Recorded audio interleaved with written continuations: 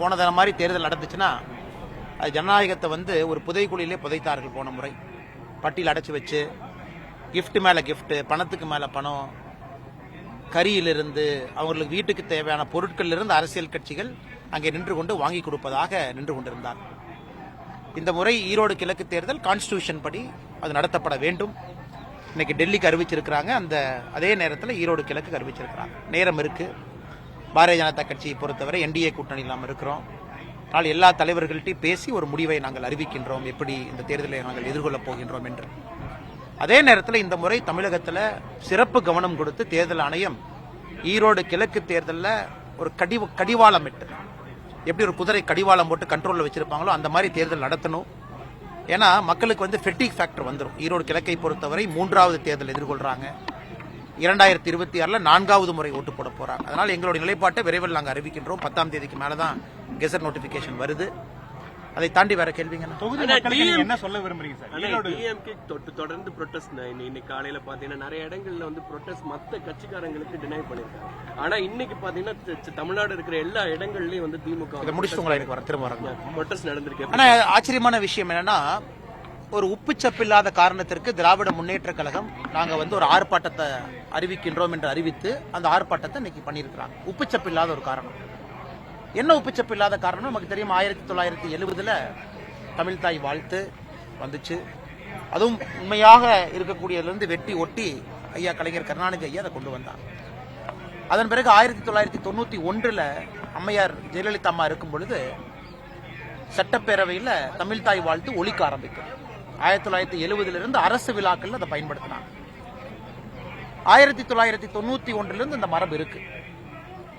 இன்னைக்கு ஆளுநர் ஒரு கருத்தை சொல்லலாம், மாநில அரசு ஒரு கருத்தை சொல்லலாம், அது வேறு.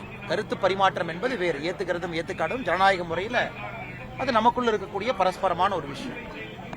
ஆளுநர் போன ஆண்டு கருத்து சொன்னாங்க, நீங்க ஜனநாயக முறைப்படி அதை ஏத்துக்கலையே, அது வேற. அதற்காக நாங்கள் ஆர்ப்பாட்டம் செய்வோம் என்று இந்த ஆண்டு. போன ஆண்டு ஏன் திமுக ஆர்ப்பாட்டம் பண்ணல? போன ஆண்டு இதே தான் ஆளுநர் சொன்னாரு. போன ஆண்டு இதே விஷயத்தை தான் வலியுறுத்தினாரு. தமிழ்தாய் வாழ்த்து முழுமையாக ஒழித்த பிறகு ஆளுநர் அங்கிருந்து வெளியேறினாங்க. அப்படின்னா அவங்க தமிழ்தாய் வாழ்த்துக்கு மரியாதை கொடுத்திருக்கிறாங்க. ஆளுநர் அவர்கள் செய்தி குறிப்பில் தன்னுடைய விளக்கத்தையும் தெரிவித்திருக்கின்றார்கள். தமிழ் மொழியின் மீது, கலாச்சாரத்தின் மீது மிகப்பெரிய ஒரு மரியாதை வைத்திருக்கிறார். எத்தனை ஆளுநர் தமிழ்நாட்டை சாராதவங்க ஒரு தமிழ் மொழியை கத்துக்கிட்டு பேசுறாங்கன்னு சொல்லுங்க. குறைந்த ஆளுநர் மட்டும்தான். RN ரவி அவர்களை பொறுத்தவரை பாரதியார் கவிதையிலிருந்து பேசுறாங்க. அதனால் போன ஆண்டு இதே பிரச்சனைக்கு ஆர்ப்பாட்டம் நடத்தாத திராவிட முன்னேற்ற கழகம் இந்த ஆண்டு நடத்துறாங்கன்னா அண்ணா பல்கலைக்கழக பிரச்சனையை திசை திருப்ப வேண்டும். அவர்கள் கட்சியில சம்பந்தப்பட்டிருக்கிறாங்க, கெட்ட பேர் இருக்கு, பொதுமக்கள் கோவத்தில் இருக்கிறாங்க என்கின்ற ஒரே காரணத்திற்காக, உப்புச்சப்பில்லாத காரணத்துக்கு இன்னைக்கு ஆர்ப்பாட்டம். காவல்துறை எப்படி அனுமதி கொடுத்தீங்க?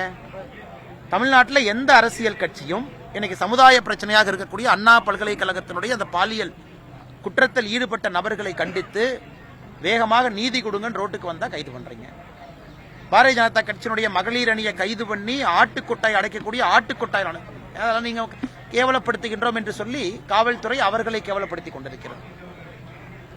நடந்து போனா கைது. அப்படி இருக்கும் பொழுது எப்படி திமுகவுக்கு அனுமதி கொடுத்தீங்க? அதனால்தான் கம்யூனிஸ்ட் கட்சியினுடைய தோழர்கள் சொன்னதை மறுபடியும் நான் இந்த இடத்துல நினைவுபடுத்த விரும்புறேன்.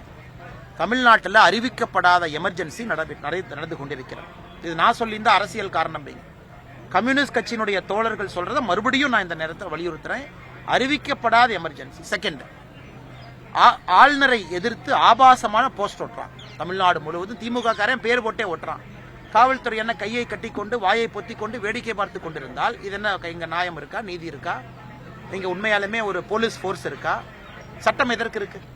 அதனால ஆளுநரை எதிர்த்து ஆபாசமா போட்டு வச்சிட்டாங்க. நாளைக்கு ஆளுநர் ஒரு கான்ஸ்டிடியூஷனல் அத்தாரிட்டி.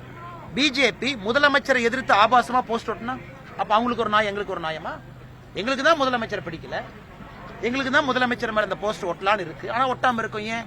அந்த பதவிக்கு ஒரு மரியாதை இருக்குங்கிற ஒரே காரணத்திற்காக. அப்ப ஆளுநரை எதிர்த்து திமுக கார தைரியமா ஒட்டுறா, அது தப்பு இல்லையா?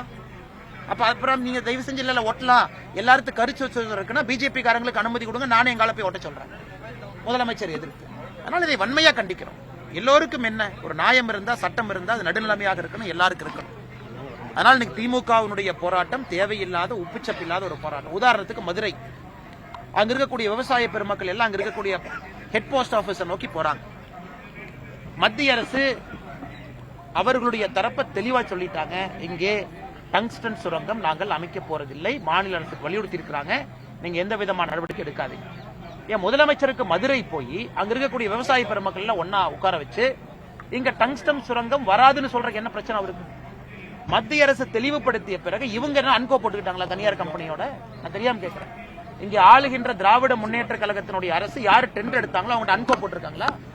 மத்திய அரசு வராது என்று சொல்லிய பிறகு முதலமைச்சருக்கு வாயத்திறன் சொல்றதுல என்ன பிரச்சனை? மதுரைக்கு போய் அங்க இருக்கக்கூடிய விவசாய பெருமக்கள்கிட்ட வராது, இது வருவதற்கு நான் விட மாட்டேன், முதலமைச்சருக்கு வராது ஒரு ஃபுல் ஸ்டாப் வைக்கிறதுக்கு என்ன பிரச்சனைங்கன்னா இதற்கு முதலமைச்சர் போயிருக்கணும்.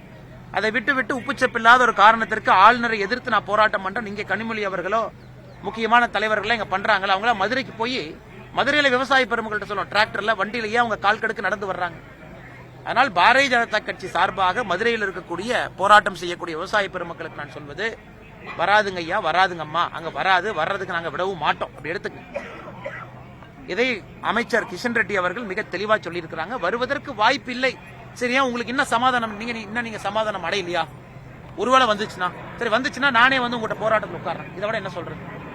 வராதுன்னு சொல்லிட்டோம், வர போறதில்லைன்னு சொல்லிட்டோம், எந்த காரணத்திற்கும் வர விட மாட்டோம்னு சொல்லிட்டோம். இதையும் தாண்டி நீங்க அண்ணன் இன்னும் கொஞ்சம் சொல்லுங்க அண்ணா, இதையும் நான் உங்களுக்கு சொல்றேன், நானும் வந்து உங்களோட உட்கார்றேன். அதான் மத்திய அரசு தெளிவாக சொல்லிய பிறகு, வராது என்று சொல்லிய பிறகு சார் அரசியல் கட்சிகள் ஏன் தூண்டி வர்றாங்க? முதலமைச்சர் மதுரைக்கு போக ஏன் பயப்படுறாரு? அல்லது கனிமொழி அவர்களையோ இங்க இருக்கக்கூடிய துணை முதலமைச்சரையும் அனுப்பி சொல்ல வேண்டியதாங்க. அதனால் அங்க எதுக்கு விவசாய பெருமக்கள் ரோட்ல கஷ்டப்பட்டு கால் கடுக்கு நடந்து வரணும்? அதனாலதான் முதலமைச்சரை பொறுத்தவரை எங்கே கவனம் செலுத்த வேண்டுமோ அங்க செலுத்தாம வேலை செய்யறாருங்க.